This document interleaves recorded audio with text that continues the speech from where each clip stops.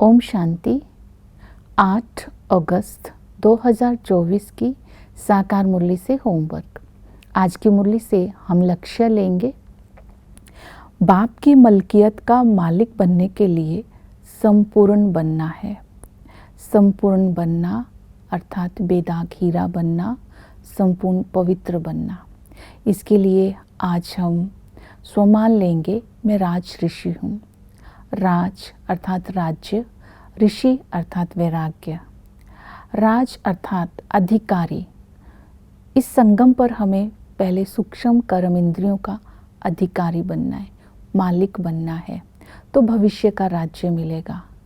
और ऋषि अर्थात तपस्या, बाप की याद में रहना है। तो इस तरह इस स्वमान की स्मृति में रहना है।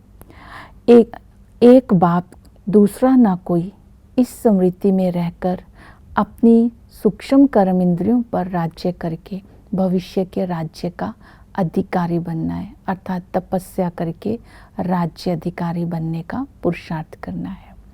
और आज हम इसके लिए रिफ्लेक्शन करेंगे कि याद करते समय मेरी बुद्धि कहाँ जाती है। जहाँ भी बुद्धि जाती है वही सूक्ष्म लगाव है, उसका रिफ्लेक्शन करके उसको ठीक करना है और चिंतन करना है, याद करते समय मेरी अवस्था कैसी रहती है। और इस तरह इस संपूर्ण बनने की विधि है याद और सेवा। याद के लिए बाबा ने कहा याद की यात्रा में रहना है। याद की यात्रा में रहने से ही संपूर्ण बन जाते हैं। इसी को ही मन मना भव कहते हैं। मन मना भव में सब कुछ आ जाता है। याद की विधि ही है और संग तोड़, एक संग जोड़ना है। और संग तोड़ने का अर्थ है बुद्धि से भुलाना। एक संग जोड़ना अर्थात बाबा की याद में रहना। इसके लिए आज हम बार बार इस स्वमान को इमर्ज करेंगे, मेरा तो एक बाबा, दूसरा ना कोई।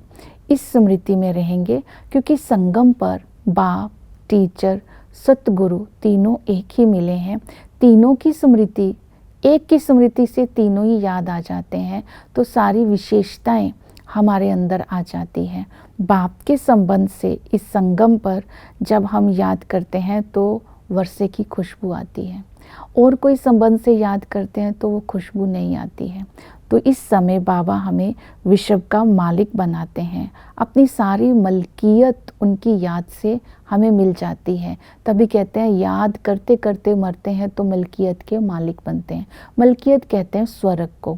तो देवताएं ही इस वर्षे के अधिकारी बनते हैं, क्योंकि याद से ही हम संपूर्ण पवित्र बनते हैं। तो जब हम देवता बनते हैं तो स्वर्ग के अधिकारी बनते हैं।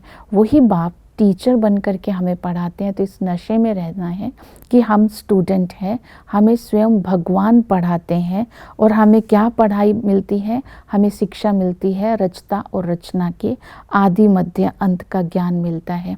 इस पढ़ाई को पढ़ने से हम मनुष्य से देवता बन जाते हैं। तो ये पढ़ाई हमें सतयुग के लिए पढ़ाई जा रही है, इसलिए पूरी रीति पढ़ाई को पढ़ना है और ऐसी पढ़ाई पढ़नी है जिससे हमें स्कॉलरशिप मिले। तीसरा है सतगुरु का संबंध। सतगुरु आकर के हमारी सद्गति करते हैं, हमें पवित्र बनाते हैं, हमें लिबरेट करके साथ ले जाते हैं। तो इस तरह आज सारा दिन याद की यात्रा में रहना है। और धारणा क्या करनी है? आज की मुरली में बाबा ने कहा पवित्र ज़रूर बनना है। पवित्र बनने के लिए युक्ति से चलना है, फिर भी पवित्र बनना है। किसी को नाराज भी नहीं करना है, झूठ भी नहीं बोलना है। तो ये धारणा आज घर गृहस्थ में रहते हमें करनी है। क्रोध भी नहीं करना है। जो क्रोध करते हैं वो स्वयं, जैसे स्वयं भी जलते हैं और दूसरों को भी जलाते हैं। तो क्रोध एक अग्नि है, इसलिए क्रोध का भी विकार अपने अंदर नहीं होना चाहिए। तो ये अपने अंदर स्मृति रखनी है कि मैं बेहद का सन्यासी हूँ। केवल हमने विकारों का संन्यास ही नहीं करना, इस पुरानी दुनिया का भी बुद्धि से संन्यास करना है। तब ही हम योग अग्नि से, बाबा की याद से विकारों पर विजय प्राप्त कर संपूर्ण बन सकते हैं। और साथ ही साथ हमें सर्विस में भी बिजी रहना है।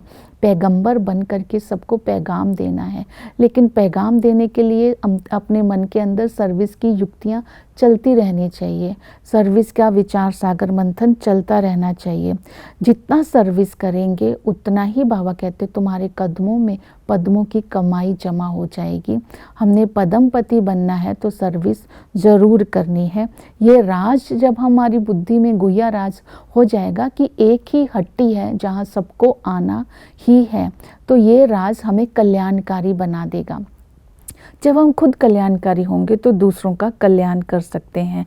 तो सर्विस में हमें ये समझाना है कि अमरनाथ में कबूतर क्यों दिखाते हैं, मैसेंजर तो हम बच्चे हैं।